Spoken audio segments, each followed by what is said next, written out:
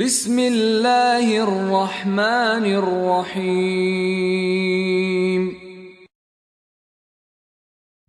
لا حول ولا قوة إلا بالله العلي العظيم. أعوذ بالله من الشيطان الرجيم. بسم الله الرحمن الرحيم.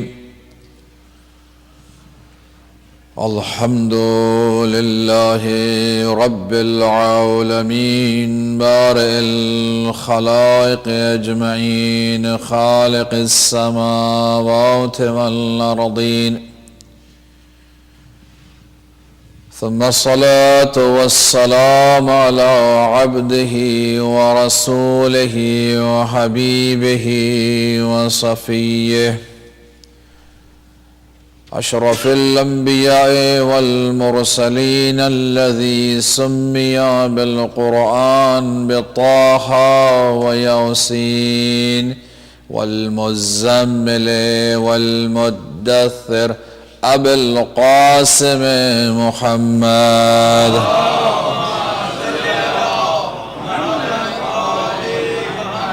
صلى الله عليه وآله وسلم، وعلى أهل بيته الطيبين الطاهرين المعصومين المظلومين المنتجبين، لا سيما بقية الله في الأرضين، روحي وأرواح العالمين ولتراب مقدمه الفداء، ولعنة الدائم الأبدية على أعدائهم أجمعين من الآن إلى قيام يوم الدين. أما بعد، فقد قال الله تبارك وتعالى في كتاب الحكيم وقرآن المجيد، وهو أصدق القائلين وقوله الحق. أعوذ بالله من الشيطان الرجيم. بسم الله الرحمن الرحيم. يريدون ليطفئوا نور الله بأفواههم والله متم نوره ولو كره الكافرون. صدق الله العلي العظيم.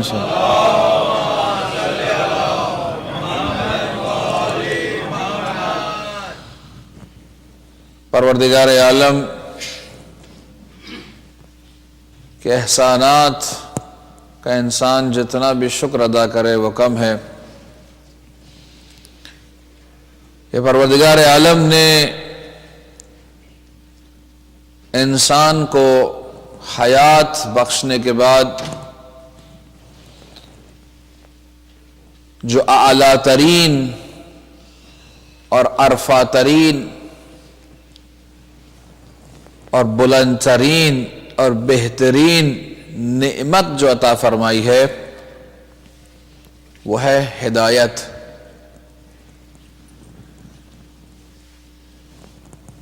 کہ پروردگار عالم قرآن مجید میں فرماتا ہے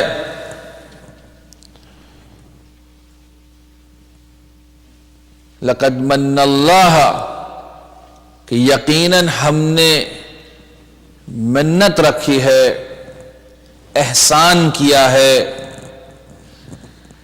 اذ بعث فیہم رسولا منہم، کہ ان کے درمیان ہم نے ان میں سے رسول کو بھیجا.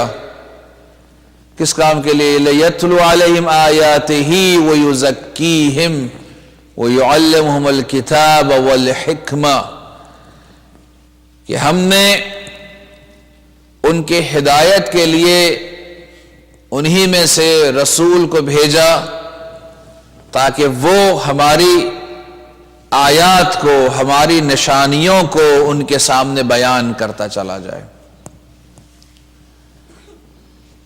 وَيُزَكِّيهِمْ، اور انہیں پیوریفائی کرے، انہیں پاک اور پاکیزہ اور طاہر کرے. وَيُعَلِّمُهُمُ الْكِتَابَ، اور اسے کتاب کی تعلیم دے، یعنی ہمارے نازل کردہ منشور اور دستور کی تعلیم دے. اور اسے حکمت عطا فرمائے، وزڈم اسے دے۔ پروردگار عالم انبیاء کے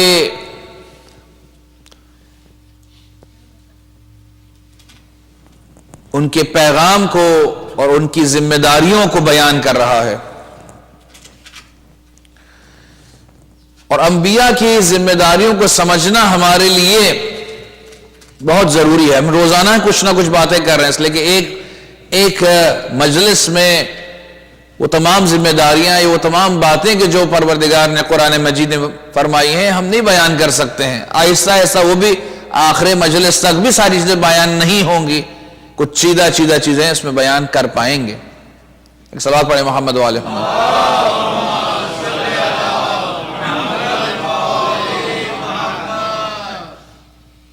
اور اس کو سمجھنا اس لیے ضروری ہے تاکہ ہم وراثت امام حسین علیہ السلام کو اچھی طرح سے سمجھ سکیں اور درک کر سکیں۔ جو انبیاء کی ذمہ داری یہ ہے اور انبیاء کا مشن یہ ہے، اور جس آبجیکٹیوز کے ساتھ انبیاء مبعوث کیے گئے ہیں اور بھیجے گئے ہیں، وہ یہاں پر اس آیت میں، اس کے علاوہ بھی دوسری آیات میں، یہاں سورہ بقرہ کی آیت ہے، اس کے علاوہ جو ہے وہ مثلا سورہ جمعہ کی آیت ہے، اس کے علاوہ آیات میں ہے، ان کو بیان کیا گیا ہے کہ پروردگار یتلو علیہم آیاتہ، کہ ان کی آیات، اللہ کی آیات کو، اللہ کی آیات دو طرح سے ہیں۔ ایک وہ آیات ہیں کہ جو الفاظ میں ہیں، نازل ہوئی ہیں، وہ آیات، اسے بھی آیات کہتے ہیں، اور وہ معجزات، میریکلز، جو نشانیاں پروردگار کی ہیں، اسے بھی آیات کہتے ہیں۔ یہ کچھ میریکلز ایسے ہوتے ہیں کہ جو، یہ خود دو قسم کے میریکلز ہیں۔ ایک وہ میریکلز ہیں کہ جو عام طور پہ ہمیں نظر نہیں آتے اور خاص طور پہ ہمارے لیے اس کو انجام دیا جاتا ہے، جیسے رسول اکرم محمد مصطفیٰ صلی اللہ علیہ وآلہ وسلم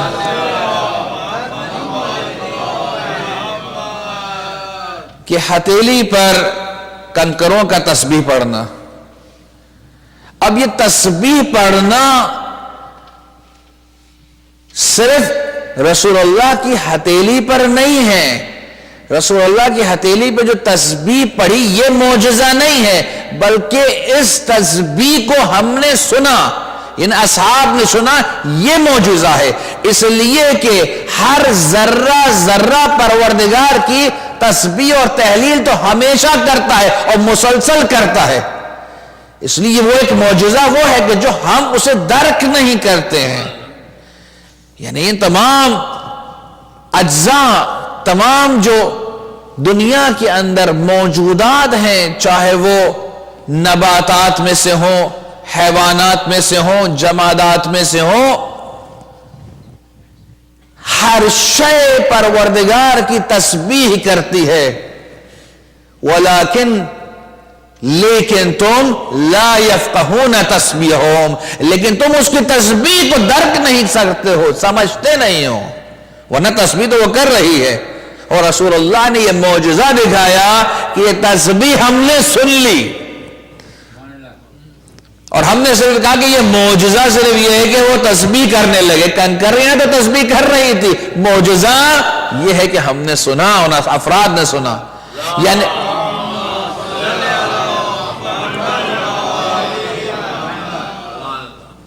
بس یہاں پر ایک نقطہ ہے عمیق، اور وہ نقطہ ہے عمیق اور دقیق اس بات پر کہ اگر انسان اپنے ادراک کے طبقات کو روشن کر سکے، اپنے دلوں پر پڑے ہوئے قفل کو اور تالوں کو کھول سکے، تو کبھی وہ آصف برقیہ کی طرح تخت بلقیس کو پلکتے جھپکتے میں لا سکے گا، اور کبھی جو تسبیح اس کے اطراف میں یہ چرندوں پرندوں پہاڑوں اور آسمان اور زمین اور درخت اور پودے اور پھول اور پتے جو تسبیح کر رہے ہیں اسے وہ درک کر سکے گا, اسے وہ سمجھ سکے گا. آج جو ہم یہ کہتے ہیں کہ ائمہ علیہ السلام کو یا انبیاء علیہ السلام کو, معصومین کو درک تھا,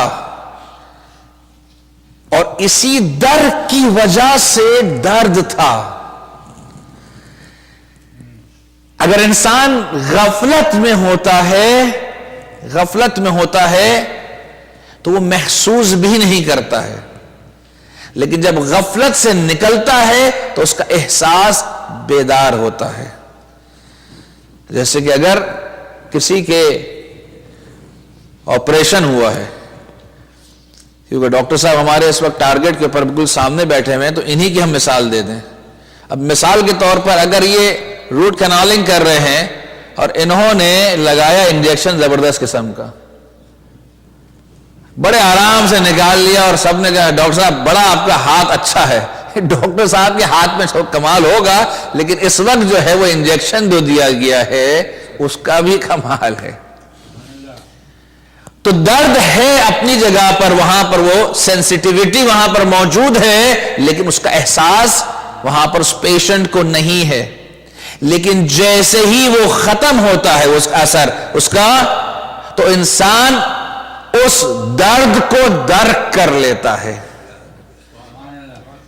اگر ہم اس چیزوں کو درک کرنے لگیں تو پھر ہم ان چیزوں کو سمجھ سکیں گے کہ جس طرح سے میرے مولا نے اپنی تسبیحات میں, اپنی دعاؤں میں ایک ایک نعمت الہی کی گفتگو کی کہ پروردگارا میں تیرا شکر ادا کرتا ہوں کہ تو نے مجھے انگلیاں دی, اس میں ہڈیاں دی, اور ایسی ہڈیاں دی کہ جس کے اندر جوڑ عطا فرمائے. تو انسان سمجھ میں آتا ہے کہ اگر یہ میرے پاس انگلیاں نہ ہوتی, میرا فلیٹ ہاتھ ہوتا تو پھر کیا ہوتا, اور اگر انگلیاں ہوتی اور اس میں ہڈیاں نہ ہوتی تو پھر کیا ہوتا. اچھا ہڈیاں ہوتی اگر جوڑ نہ ہوتے تو کیا ہوتا. یعنی پروردگار نے انسان کا جو ایک سٹرکچر بنایا ہے, یعنی عجیب بات ہے کہ اگر ایک انگلی زیادہ ہو جائے یا کم ہو جائے تو ہم کہتے ہیں یہ آدمی ایب نارمل ہے. ایک انگلی زیادہ ہو جائے کم ہو جائے کہیں یہ آدمی ایب نارمل ہے, یہ ایب نارملٹی اس کے اندر موجود ہے. کیوں کہتے ہیں ایک آدمی زیادہ ہی ہو گئی ہے نا, کہا نہیں زیادہ ہی ہوگی. ہو سکتا ہے کہ لاکھوں لوگوں کی انگلیاں جو 5 ہیں وہ غلط ہے, 6 والے کی صحیح ہو, پاسبلٹی ہے. آپ کہیں گے نہیں ہم تو یہاں دیکھیں گے بھئی میجورٹی اسی طرح سے چند لوگ ہیں تو اس کے اندر ایب نارملٹی ہے, یا اگر کسی کی کوئی انگلی کم ہے تو کہیں گے اس کے اندر بھی ایب نارمل ہے.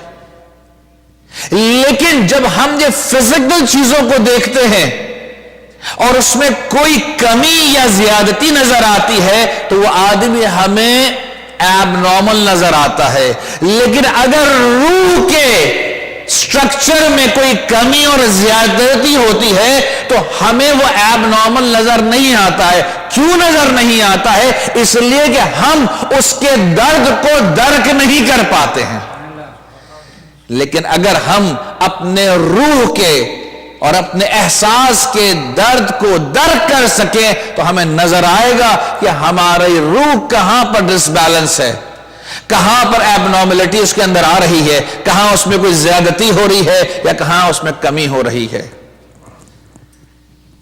یہ جملہ جو دعائے کمیل کے اندر ہم پڑھتے ہیں, ظلمت نفسی ظلمت نفسی, اللہ اکبر, صرف یہ نہیں ہے کہ جو ہم نے ظاہری گناہ کیے ہیں,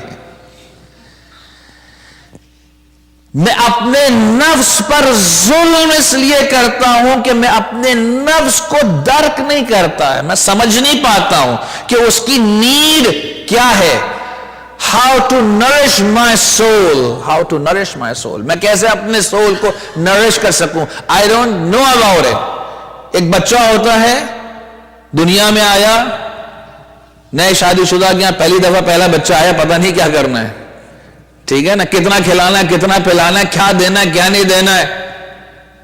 نہیں معلوم ہوتا پیرنٹس کو. کتابیں اٹھا کر دیکھ رہے ہیں, انٹرنیٹ پہ دیکھ رہے ہیں, ڈاکٹر کے پاس جا رہے ہیں. یہ کیوں اسے حاصل کرتے ہیں؟ تاکہ بچے کی ضروریات کو وہ سمجھ سکتے ہیں, سمجھ سکیں کہ اس کو کتنا نرشمنٹ دینا ہے, کتنا اس کو کھلانا ہے, پلانا ہے, کتنا کیسے اس کا خیال رکھنا ہے, سردی گرمی تمام چیزوں میں کیسے خیال رکھنا ہے. ایسا نہیں کہ سردیوں میں بہت زیادہ اسے کپڑے پہنا دیے جائیں, گرمی میں اتنا سارے کپڑے اتار دیے جائیں. اس کا ایک معتدل کیا طریقہ کار ہونا چاہیے تاکہ ہم اس کی صحیح تربیت کر سکیں. روح کی بھی اسی طرح سے ہے کہ انسان اگر روح کی تربیت کرنا چاہتا ہے, جو کہ اس کے لیے اسینشل ہے روح کی تربیت, تو وہ اس وقت سمجھ سکے گا کہ جب وہ اس روح کے مسائل کو سمجھ سکے گا. A person can only understand the requirement by his soul, his inner wishes, and how to control those wishes, how to control that soul, how to train and tame that soul. Only when he will be able to know about it, that how to make it into a balanced way. تو یہ آدمی کہاں سے اس چیز کو سمجھے گا اور سیکھے گا؟ کون اس کو سمجھائے گا؟ دو طریقے ہیں سمجھنے کے اس سول کے بارے میں. The one which a person acquires through experiences, it may be called psychology.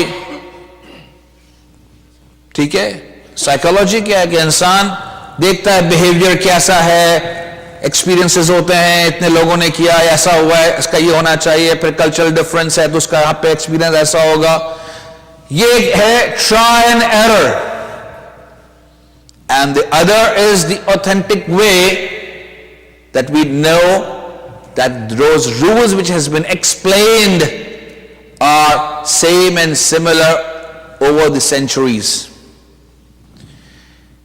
So we don't have to do experience and learn by try and error basis. Rather we can go and study and ponder and reflect on the Quranic verses and the teachings of Ahlul Bayt alayhimus salam, and reflect on that so we can train in accordance to their teachings. Otherwise we won't be able to do it. So when we discuss about that, the mission of Imam Hussain alayhi salam, that he is the warith, actually the word inheritance is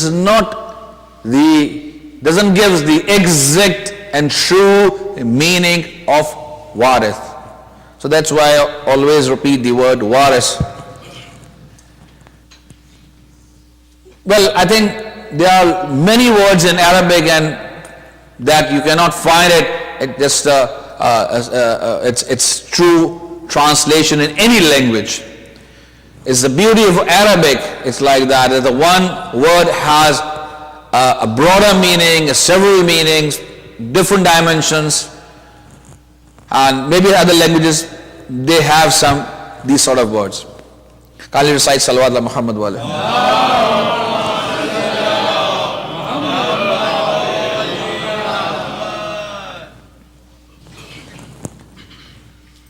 ہم نے آپ کے سامنے ایک آیت پڑھی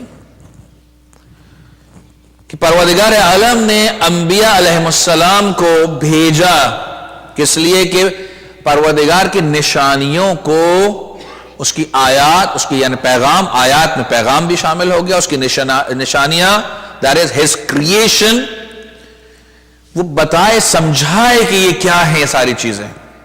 یہ انبیاء کی ذمہ داری تھی. کیوں سمجھائے, کس لیے ضروری ہے سمجھانا؟ تاکہ انسان پروردگار کی عبودیت کو درک کر سکے اور سمجھ سکے اس بات کو کہ جب یہ درخت جس کے پاس فری ول نہیں ہے, so a person can understand that when a tree doesn't have a free will, but still this tree praises Allah day and night. When a bird doesn't have a free will, but still that bird praises Allah day and night. That the entire universe praises Allah day and night, although they haven't given the free will to do or not to do. And we as a human being, the best of His creations, to whom Allah has given intellect and free will. Intellect, the very first creation of Allah was intellect, aql. And then Allah gave him free will, that to decide that what is right and what is wrong, and act according to that. So when those things which doesn't have those free will, they do the tasbih of Allah subhanahu wa ta'ala, and they are obedient to Allah subhanahu wa ta'ala. They fulfill the purpose for what they have been created. They perform, they are obliged to Allah subhanahu wa ta'ala. And it only us human beings that we disobey because we have free will. But the beauty of being a human is that while we having the free will and we have all the chances to be disobedient, but we should be obedient at the same time. Whether we will be obedient because Allah has given so much bounties to us, so much blessings to us. Maybe we to be among the shakireen and thankful people. Or maybe we should be afraid of His torments, which Allah has promised that those who are the wrongdoers, Allah will punish them and take them to His torment and to the fire of hell.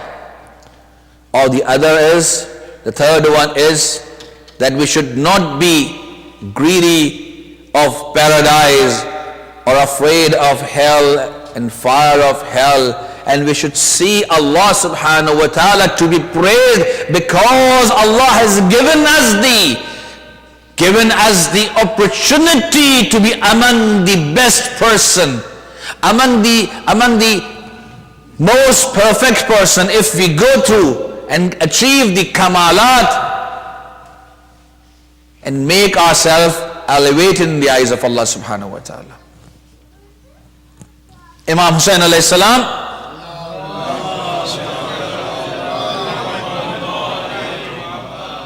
جو ہم mission کی بات کرتے ہیں تو یہ انبیاء علیہ السلام کا مشن ہے.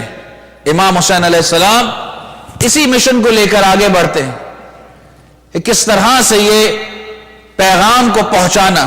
ہم نے کل آپ کے سامنے حضرت نوح علیہ السلام کے متعلق بیان کیا اور حضرت نوح علیہ السلام کے جو آیات تھیں سورہ نوح کی وہ آپ کے سامنے بیان کی. اسی کو ہم تھوڑا سا کنٹینیو کریں گے.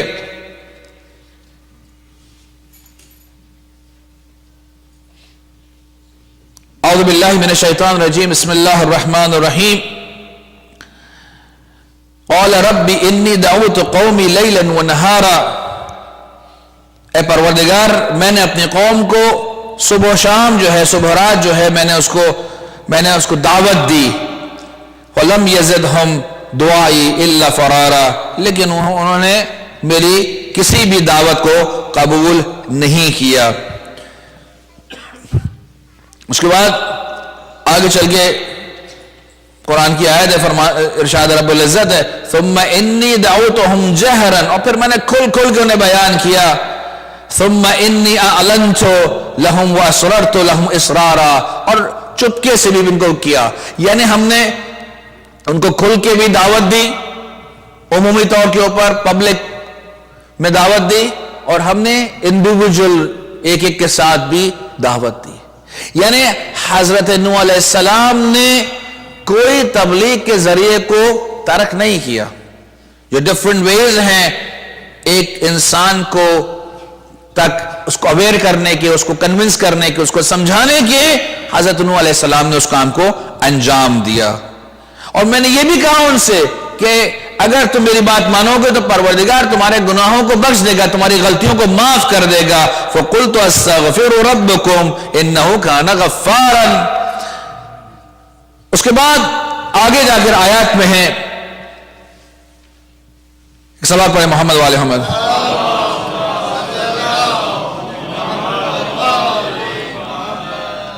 قال نوح رب انہم عصونی واتبعوا من لم يزده ماله ولا ولده الا خسارا ومکروا مکرا کبارا. پروردگارا یہ میری پیروی نہیں کر رہے، یہ میری اتباع نہیں کر رہے. پروردگارا انہیں ان کی اولاد اور مال کے ذریعے کوئی فائدہ نہ پہنچانا سوائے خسارے کے. بددعا دی. اور یہ جو مکر و فریب کر رہے ہیں یہ ان کی طرف پلٹا دینا اور ان کو اس میں مبتلا کر دینا. اب آئیں تھوڑا سا ہم دیکھتے ہیں کہ امام حسین علیہ السلام نے کس طرح سے گفتگو فرمائی. امام شراف کے مقام پر کہ جہاں پر جناب حر کا لشکر تھا ان کے ساتھ ساتھ تھا، امام نے ان کے ساتھ مختلف مقامات پہ گفتگو فرمائی.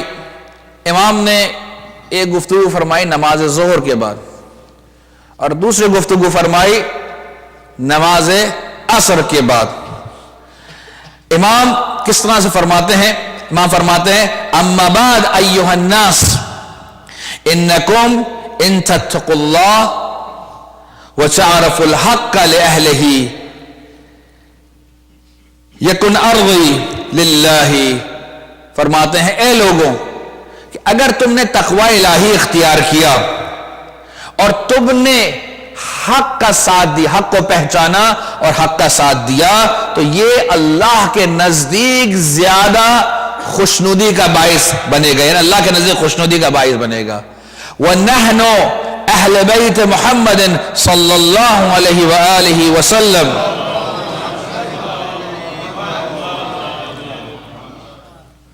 اولا بولایت ھذا الامر. اور جان لو کہ ہم جو اہل بیت رسالت ہیں، ہم ان لوگوں کی نسبت کس کی طرف اشارہ ہے؟ بنو امیہ کی طرف اشارہ ہے. ہم ان کی نسبت اس ولایت امر کے لیے، یعنی تمہاری رہبری کے لیے، تمہاری قیادت کے لیے، تمہاری خلافت کے لیے، تمہاری امامت کے لیے ان لوگوں سے زیادہ حقدار ہیں جس کا وہ دعویٰ کرتے ہیں، جس کا وہ کہتے ہیں کہ وہ اس کے حقدار ہیں جبکہ اس کے حقدار نہیں ہیں. اس لیے یہاں میں جملات ہیں تشریح کے لیے، اس لیے کہ وہاں وہ علم نہیں رکھتے، وہ معرفت نہیں رکھتے، وہ قرآن کو نہیں سمجھتے، وہ رسالت کو نہیں سمجھتے، وہ ان انبیاء کی جو آبجیکٹیو سے اس کو سے وہ نابلد ہیں.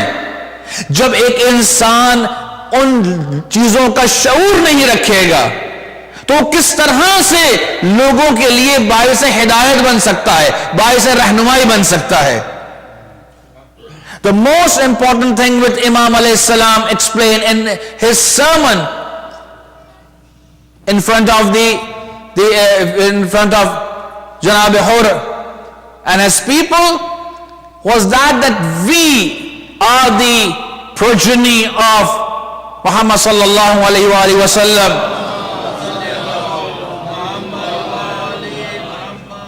And we deserve to be the leaders of Muslim Ummah. And those who claim to be the leaders, they don't have that right to be the leaders because they cannot guide you. وَلَيْسَ لَهُمْ وَالسَّائِرِينَ بِالْجَوْرِ وَالْعُدُوبِ. And what they do, the oppressed people, they are the tyrants and they do not perform justice, and justice cannot be prevailed while they are heading your state. When abaytum, اور اگر تم ان چیزوں سے رک جاؤ گے, and if you do not support those people and support me, okay, I will come with you. And if you don't, then I will leave you and I am not going to come to the Kufa.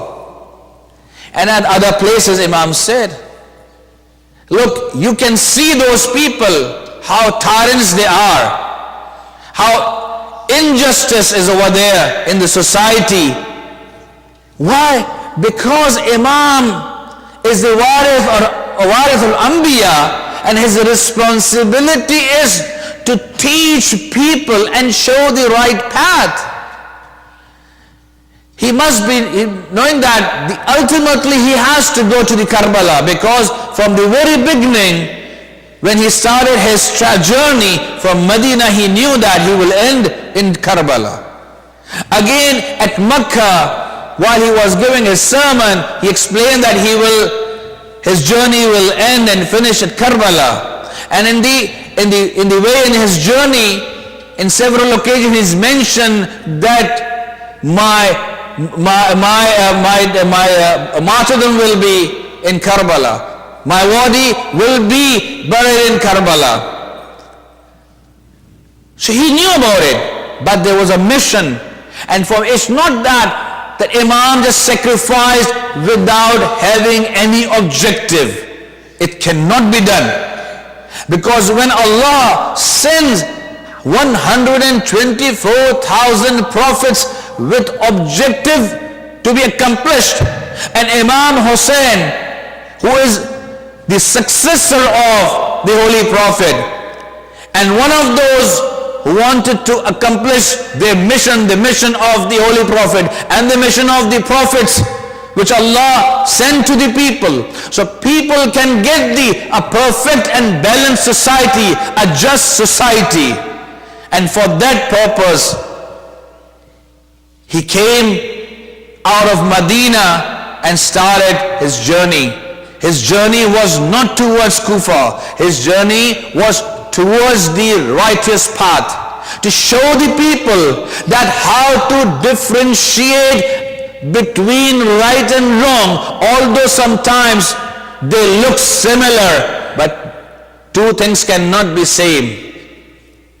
So maybe that person who's sitting on the throne under the Khilafah also offers prayers.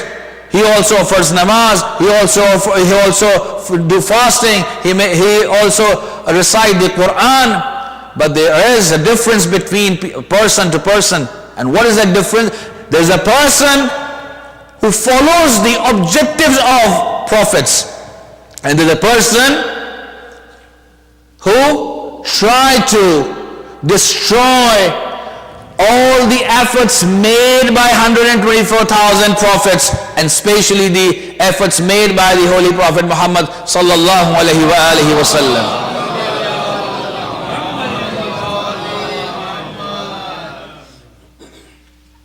When we talk about the Hazrat Nuh alayhi salam, we also see the resemblance between Hazrat Nuh alayhi salam and between Imam Hussain alayhi salam. Few of those we mentioned last night, and few others this night, inshallah. Kindly recite Salawat al Muhammad wa alayhi Muhammad.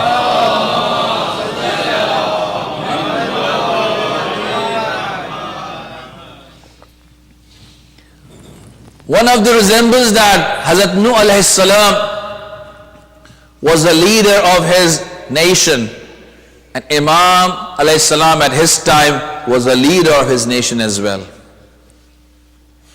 That it's not the leader to put the badge or some sort of a label on that person. No, a leader, the person who leads people, who guides nation towards the prosperity. One another is that Hazrat Nuh alayhi salam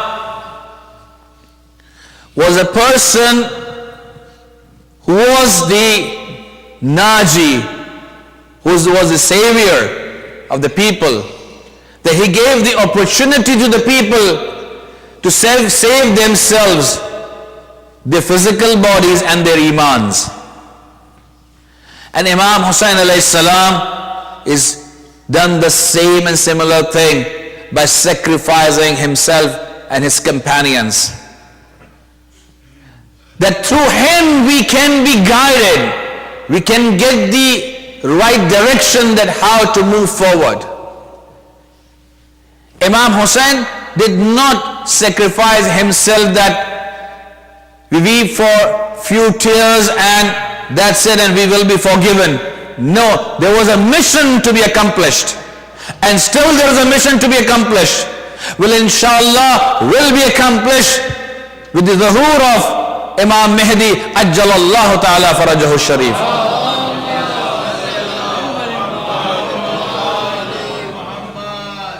But what we are supposed to do in this time, when we discuss about Hazrat Nuh alayhi salam, we discuss about Imam Hussain alayhi salam, we mentioned that Hazrat Nuh alayhi salam tried his level best. Imam Hussain also tried his level best by giving his sermons. Okay, it's history. What is the present? What to do right now? Yes, the way the nation of Hazrat Nuh behaved, the way the people who were against Imam Hussain show their attitudes, we should not. We should be among the true followers of Imam Hussain alayhi salam, and we should be the flag barriers of Imam Hussain alayhi salam, the flag barriers of Hazrat Abul Fazl Abbas. So we can take and continue the mission. The continued mission is to prevail and to promote the good values of Quran, the good values of the teachings of Ahlul Bayt alayhimus salam. If we are amongst the promoters, if we are among the people who practice in accordance to the values laid by the Holy Prophet and his progeny, then we are amongst the true followers. And if we are not, then there is a big, bold question mark. Why? Because there have been people, even in the army of Yazid, who knew that who Imam Hussain is. He used to love Imam Hussain, but by only words. Isn't it like that? That we say, Ya Hussain, and if we do not follow his footsteps. Imam has one of the teachings is that we should not perform sinful act. Simple thing. Not to perform sinful acts. To be obedient to Allah subhanahu wa ta'ala. Wattaqullah, wattaqullah. Imam says, wattaqullah. Quran says, wattaqullah. Prophet says, wattaqullah. The message from Adam to the Holy Prophet Muhammad was wattaqullah.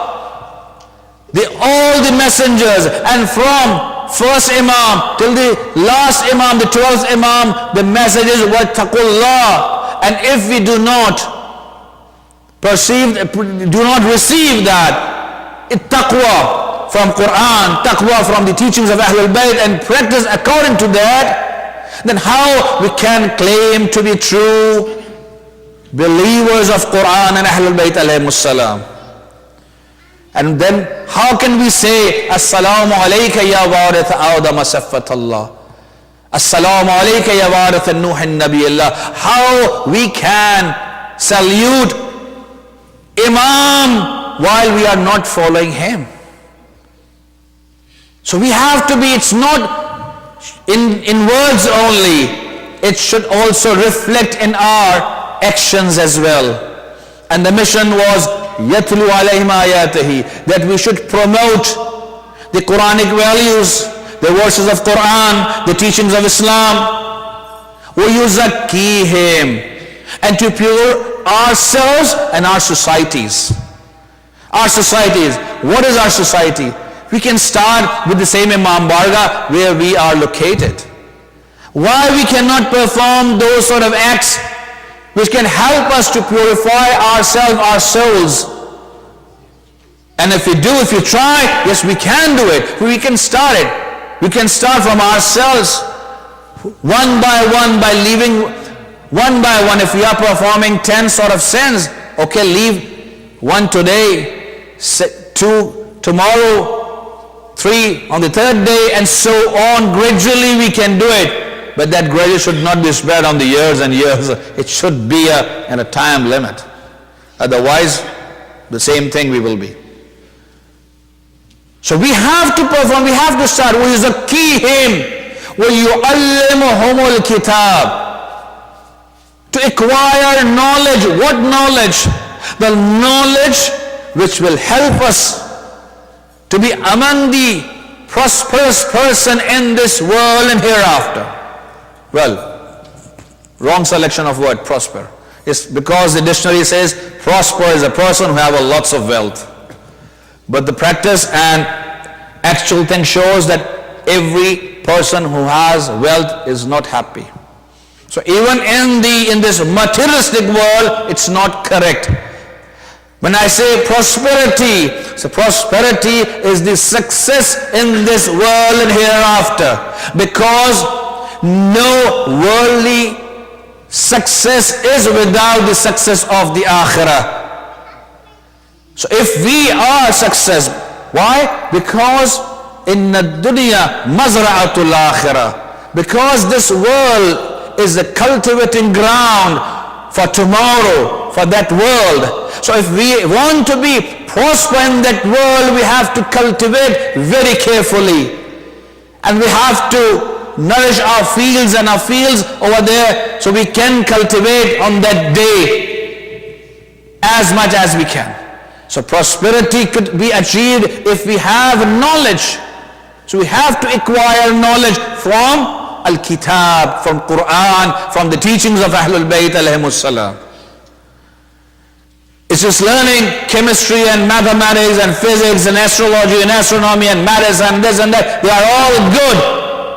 But when the Munkar and Nakir will come in our graves, are we going to give them the mathematics equations over there? Or we are going to say what is the chemistry formula or the physics equations, or how we are going to answer them? They will be asking us, who is your God? What is your kitab? What is your religion? What you have done? What good deeds you perform? What knowledge you had? Because Amir al-Mu'mineen Ali ibn Abi Talib alayhi salam says,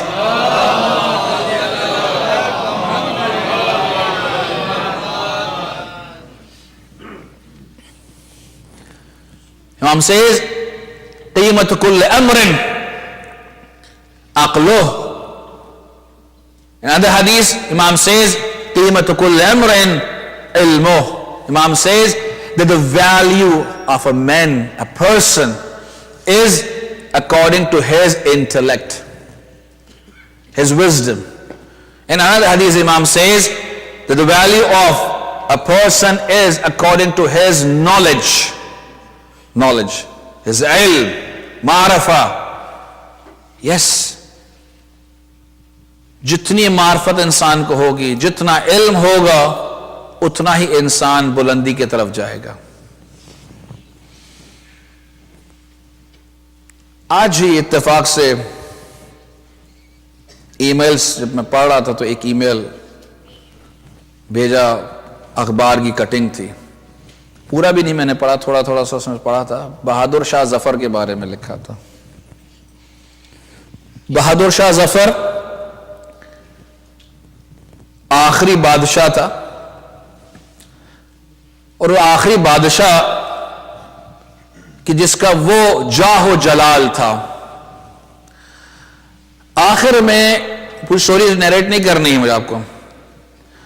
उसको वहां से पकड़ लिया गया और मुल्क बदर कर दिया गया. उसको बर्मा में शायद जो है रंगून में जो है उसको वहां पे डाल दिया था.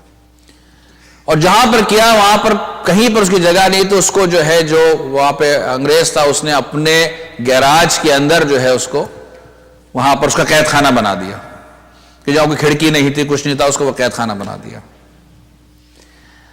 وہاں پہ بہت ساری شاعری بھی اس نے وہاں پر کی تھی۔ اس کے پاس جب وہ قسمہ پرسی کی حالت میں مارا گیا، کیونکہ اس کی کنیز وہاں پہ ایک ساتھ تھی، اس نے کہا کہ بھئی کم سے کم کھڑکی کھول دو، آخری مرتے مرتے ہی جو ہے باہر کی ہوا کھا لے، لیکن وہ اتنی دیر ہو گئی کہ وہ اس دنیا سے چلا گیا۔ اب اس کو جب دفنانے کا وقت آیا تو زمین کوئی دینے کو تیار نہیں تھا۔ اس انگریز نے جو اس کا اپنا کمپاؤنڈ تھا، اپنا جو تھا، اس نے اس جگہ پر اس کو دفنایا۔ ایک بادشاہ، یہ تو میں اس لیے اس کی مثال دے رہا ہوں، ویسے تو پچھلی ساری تھی فرعون کی ان کی مثالیں، یہ وہ بادشاہ سے تھوڑا بہت ہمارا لگا ہوئے ہے، اپنا تھا جسے کہتے ہیں نا، تو وہ لگا ہوا ہے، تو اس کو بتا رہے ہیں کہ یہ صورتحال ہے کہ انسان کے پاس اتنا جاہ و جلال ہوتا ہے، اتنا سب کچھ ہے، وہ اپنے کسی شعر میں کہتا ہے کہ میرے پاس 2 گز زمین بھی نہیں ہے، 2 گز زمین نہیں اسے مل رہی تھی، لٹرلی 2 گز زمین اس کو نہیں مل رہی تھی۔ اٹس من توفیق اللہ۔ تو یہ انسان یہ سمجھے کہ میرے پاس بہت کچھ ہے، you never know when you will lose it۔ ٹھیک ہے، یہاں پر آپ کو ایک سینڈی کر کے ایک آتا ہے، وہ سب لوٹ کے چلا جاتا ہے، فلان چیز آتی ہے، فلان لوٹ کا ہو جاتا ہے، یہاں پہ کوئی اور ہنگامہ ہو جاتا ہے۔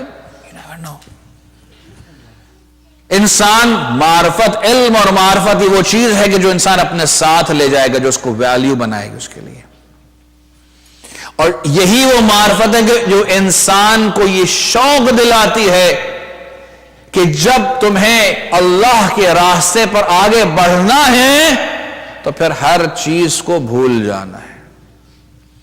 اللہ کا راستہ، اللہ سے عشق جو ہے، جب دنیاوی چیزوں سے عشق انسان کو بھلا دیتا ہے، ٹھیک ہے، اگر کوئی ایک لڑکی ایک لڑکا پسند آ جاتا ہے ایک دوسرے کو تو ماں باپ کو بھول جاتے ہیں، اور اگر وہ خدا خواستہ یا خدا نہ خواستہ، دونوں چیزیں اس میں ہیں، اگر وہ لڑکی اس کی بیوی بن گئی تو ماں باپ تو گئے۔ یہ بھی ایک المیہ ہے ہمارے معاشرے کا البتہ، کہ بیلنس کرنا نہیں آتا ہے۔ کہ میں پاکستان میں تقریباً 12-13 سال سے یہ فیملی کاؤنسلنگ کرتا ہوں، تو یہ چیزیں بڑی آتی جاتی ہیں اس کے اندر۔ بیلنس، میں بعض دفعہ لڑکوں سے کہتا ہوں تم شادی اس وقت کرو کہ جب تم جیسے کہتے ہیں کہ ایک پولیٹیشین بن جاؤ، کہ یہاں پر ماں باپ کو بھی خوش رکھنا ہے تمہیں اور وہاں پر بیوی کو بھی خوش کرنا ہے، اور یہ نہیں آتا تو اس وقت تک شادی نہ کرو، ورنہ تم خود بیچارے ہو جاؤ گے۔ ٹگ آف وار کی طرح، جیسے وہ بیچ میں ایک رسہ ہوتا ہے اس کی طرح انسان کھنچ جاتا ہے، ٹھیک ہے۔ البتہ جوان میں کیونکہ زیادہ طاقت ہوتی ہے اس لیے ماں باپ ہار جاتے ہیں بہت سی دفعہ میں، اور اگر کہیں ماں باپ نے دونوں نے مل کر رسہ کھینچ لیا تو طلاق ہو جاتی ہے۔ بہرحال عشق مجازی انسان کو جب ترک تعلقات پر لے آتا ہے، تو اگر کوئی واقعاً عشق حقیقی میں چلا جائے، عشق حقیقی میں چلا جائے، البتہ عشق حقیقی کا عشق مجازی سے بڑا ڈیفرنٹ تعلق ہے۔ عشق مجازی میں انسان سب کو چھوڑ دیتا ہے، لیکن عشق حقیقی میں سب کے ساتھ رہتا ہے، لیکن عشق کرتا ہے صرف پروردگار سے۔ اسی لیے اگر عشق کرتے ہوئے، عشق حقیقی کرتے ہوئے اگر کوئی سائل آ جائے تو انگوٹھی بھی مل جاتی ہے، اور عشق حقیقی کے دوران اگر پاؤں سے تیر بھی نکال لیا جائے تو معلوم نہیں ہوتا ہے۔ کیوں؟ یہ پروردگار نے سکھایا ہے کہ دنیا میں رہو لیکن دنیا کے لیے نہ رہو، دنیا میں رہو لیکن دنیا کے لیے نہ رہو بلکہ پروردگار کے لیے رہو۔ اور یہی ہم دیکھتے ہیں کہ جب میرے مولا ابا عبداللہ الحسین نے جب مدینہ سے روانہ ہونے لگے اور یہ اعلان کیا کہ جو میرے ساتھ چلنا چاہے اپنے خاندان میں سے سب چل، تو حسین کی بہن پریشان ہو گئی کہ میرا بھیا تو جا رہا ہے، اب میں کیا کروں؟ شاید جناب زینب کو وہ وعدہ یاد آیا ہو کہ جو جناب عبداللہ سے حضرت علی نے لیا تھا، لیکن کیسے بولے، کیسے کہیں اپنے شوہر سے کہ بھائی مجھے اجازت دے دو؟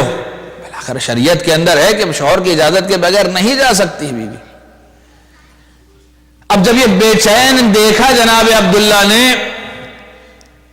تو خود یہ کہا کہ دیکھو تمہارا بھائی جا رہا ہے، اچھا ہوگا، بہتر ہوگا کہ تم بھی اس کے ساتھ چلی جاؤ، تم بھی اس کے ساتھ چلی جاؤ۔ اللہ اکبر! یقیناً جناب زینب اس جملے کو سن کر خوش ہوئی ہوں گی اور مطمئن ہو گئی ہوں گی۔ اللہ اکبر، اللہ اکبر! اب روایات مختلف ہیں، ایک روایات میں ہے کہ یہاں سے تو مطمئن ہوئی، لیکن دوسری طرف سے اپنے بچوں کی طرف سے ذرا پریشان ہوئی کہ ان کا کیا کروں میں، یہ بچے میرے بغیر کیسے رہیں گے، میں ان کے بغیر کیسے رہوں گی۔ اللہ اکبر! شاید کچھ اور بھی ذہن میں ہو کہ جب کربلا میں ہر کوئی اپنی اپنی قربانیاں پیش کر رہا ہوگا اور میرے پاس کوئی قربان کرنے کے لیے نہ ہوگا تو میں اپنے بھائی کو کیا شکل دکھاؤں گا؟ نہیں معلوم مجھے جناب زینب کے ذہن میں اس وقت کیا تھا، مورخین نہیں بیان کرتے ہیں اسے، لیکن ہاں روایات میں بیان کیا گیا جب یہ بے چینی دیکھی جناب عبداللہ نے کہا اچھا دیکھو تم خود تو جا رہی ہو، بچوں کو بھی ساتھ لیتے جاؤ۔ اللہ اکبر! ایک دوسری روایت میں ہے کہ یہ قافلہ چلا گیا، جناب زینب اپنے بچوں کو چھوڑ کر آگے بڑھ گئی۔ اب یہ قافلہ مدینے سے تھوڑا آگے ہی بڑھا تھا تو دیکھا دو نوجوان بچے گھوڑے پر سوار ہو کر آ رہے ہیں۔ امام حسین کے نزدیک پہنچے، سلام کیا، مامو جان آپ پر سلام ہمارا، یہ بابا نے آپ کے نام ایک رکعہ دیا ہے۔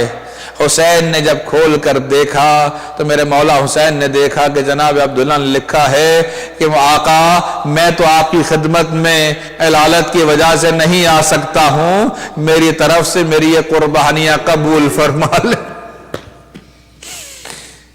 ایک رکعہ جناب زینب کے نام لکھا اور اس میں لکھا تھا بی بی دیکھو یہ دو جوان تمہارے ساتھ بھیج رہا ہوں، ایک کو میری جانب سے قربان کر دینا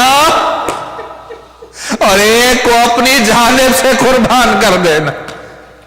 اجرکم علی اللہ۔ ارے یہ زینب شیر دل خاتون جب اس نے دیکھا یہ دونوں بچے آ گئے اپنے سینے سے لگایا اور خوش ہو گئی۔ اللہ اکبر! ہاں اور آئیے پورے راستے اپنے بچوں کو تیار کرتی رہی، آمادہ کرتی رہی کہ دیکھو ماموں پہ جب کٹھن وقت آئے گا تو تم پیچھے نہ ہٹنا، گھبرانا نہیں۔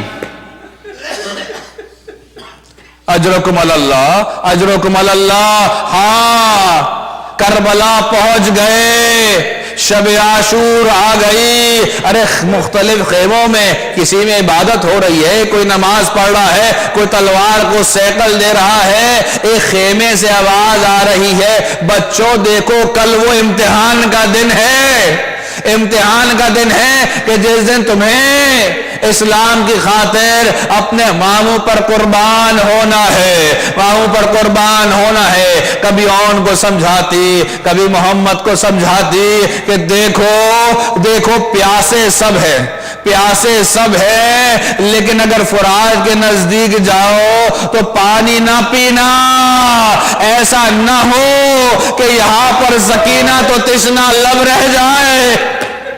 अरे शिशमहा का ले असगर तो प्यासा रह जाए और तुम सैराब हो जाओ। कहा माँ हाँ इसी तरह से करेंगे, सवेरा तो होने दो, सवेरा तो होने दो। अल्लाह अकबर। हाँ आशूर का दिन आया, एक एक कर कर असहाब जाते रहे और रुखसत होते रहे। जब अहले बैत की बारी आई, जब उन मोहम्मद ने देखा अब वक्त मुनासिब है, गए मामू के पास। कहा मामू अब हमें भी इजाजत दीजिए, हमें भी इजाजत दीजिए। और मेरे मौला हुसैन ने मना कर दिया कि नहीं ये मुमकिन नहीं है कि मैं तुम्हें इजाजत दे सकूं। अरे ये बच्चे रोते हुए वापस अपनी माँ के पास गए। कहा माँ मामू हमें इजाजत नहीं दे रहे मैदान में जाने के लिए। अरे ज़ैनब ने कहा जरा मेरे मौला हुसैन को तो बुलाया जाए। हुसैन तो ना आए, हजरत अब्बास तशरीफ लाए। जनाब ज़ैनब ने कहा हाँ मुझे मालूम है कि मेरा भाई हुसैन क्यों नहीं आया, उससे कहो कि अगर वो ना आएगा तो मैं खुद उसके पास चली आऊंगी। अजरुकुम अल्लाह, अजरुकुम अल्लाह। अल्लाहु अकबर। मेरे मौला हुसैन, मेरे मौला हुसैन आए और फरमाया ये बतलाइए, ये बतलाइए कि आपकी बात ज्यादा फजीलत रखती है या इन बच्चों की माँ? कहा मेरी माँ ज्यादा फजीलत रखती है। तो कहा जब आपकी माँ ज्यादा फजीलत रखती है तो फिर मेरे बच्चों को उनके बच्चों पर कुर्बान होने की इजाजत।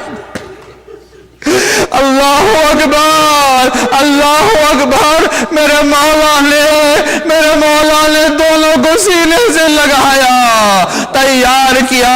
रिवायात में मिलता है कि एक को अब्बास ने, अबुल फजल अब्बास ने घोड़े पर सवार किया, दूसरे को मेरे मौला हुसैन ने घोड़े पर सवार किया, मैदान जंग में भेज दिया गया। अब मेरे मौला टीले पे खड़े हैं, अब्बास साथ में है, खेमे के पास फिजा खड़ी है, यहां पर जवान गए। अल्लाह अकबर। अली इब्ने अबी तालिब का खून था, थे तो नौजवान लेकिन मैदान में नाना की जंग याद दिला दी। एक को वासिले जहन्नम किया। अमर इब्ने साद ने कहा अरे ये अली के नवासे हैं, ऐसे काबू नहीं आ सकते। अरे चारों तरफ से घेर लिया जाए, अरे यहां से नलगे आदा में गिरे या मेरे मौला बेचे। अल्लाह अकबर, अल्लाह अकबर। अरे एक के सर पर लईन ने जो तलवार का वार किया, अरे दूसरे के सीने पर नेजा मारा। अरे आवाज बुलंद हुई मामू हमारी मदद को आइए, मौला हमारी मदद को आइए। अरे हुसैन अब्बास मैदान की तरफ दौड़ते हुए गए। अरे देखा तो मोहम्मद खाके करबला पर गिरे हुए। अरे लाशों को उठाया, लाशों को उठाया, खेमे हुसैनी में आए। अरे हर कोई जमा हो गया लेकिन ज़ैनब न आई, ज़ैनब न आई। कहा मेरी बहन ज़ैनब कहाँ है? अरे कहा ज़ैनब तो मुसल्ले पर सजदे से सर को नहीं उठा रही। अरे शुक्राने खुदा। अल्लाह अकबर। अजरुकुम अल्लाह। हाँ दो बच्चों की और शहादत पढ़ता चलो। एक दो भाई और थे फलाने मुस्लिम। अरे वो भाई भी दरिया के किनारे, अरे उनके सरों को कलम किया गया, एक दूसरे से जुदा कर दिया गया। लेकिन जब फेंका गया दरिया में तो दोनों भाई आपस में मिल गए। अजरुकुम अल्लाह। मेरे मौला इमाम ज़माना ज़ियारत नाया फरमाते मेरा सलाम करबला में बहते हुए खून पर, मेरा सलाम उन रुखसारों पर जो करबला की जमीन पर पड़े रहे, मेरा सलाम खाक और खून गलता लाशों पर, मेरा सलाम करबला में पामाल लाशों पर।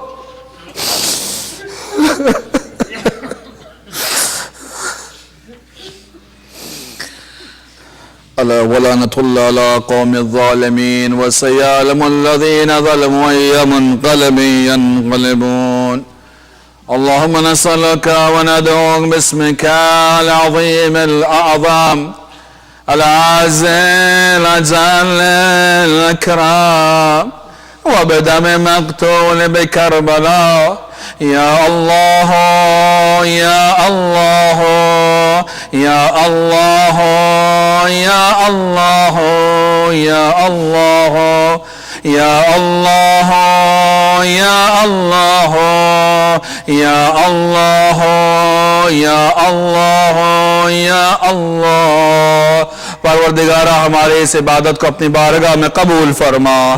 پروردگارہ نور قرآن نور اہل بیت سے ہمارے وجود کو ہمارے دلوں کو منور فرما. پروردگارہ جب تک ہم اس دنیا میں ہیں دامان قرآن و اہل بیت سے متمسک رہنے کی توفیق عطا فرما.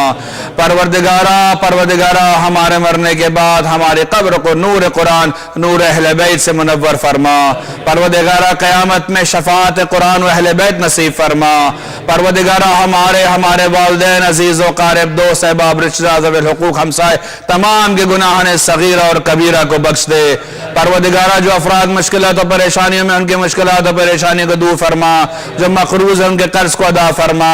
پروردگارہ جو بے روزگار ہے انہیں روزگار حلال و طیب و رزق واسع عطا فرما. پروردگارہ تجھے واسطہ ہے قرآن و اہل بیت اطہار کا افواج اسلامی کے نصرت فرما. پروردگارہ مومنین مومنات دنیا بھر میں جہاں کہیں بھی ہوں ان کی جان مال عزت آبرو و ناموس کی حفاظت فرما.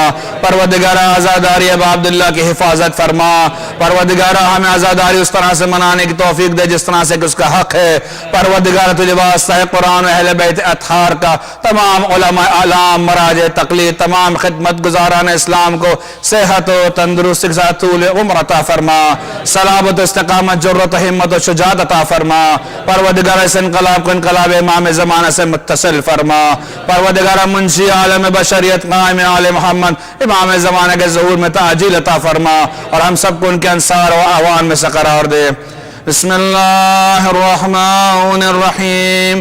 اللهم كن وليك حجة ابن الحسن صلواتك عليه وعلى آبائه في هذه الساعة وفي كل الساعة وليا وحافظا وقائدا وناصرا ودليلا وعينا حتى تسكنه أرضك توا وتمتعه فيها طويلا. ماتم حسين.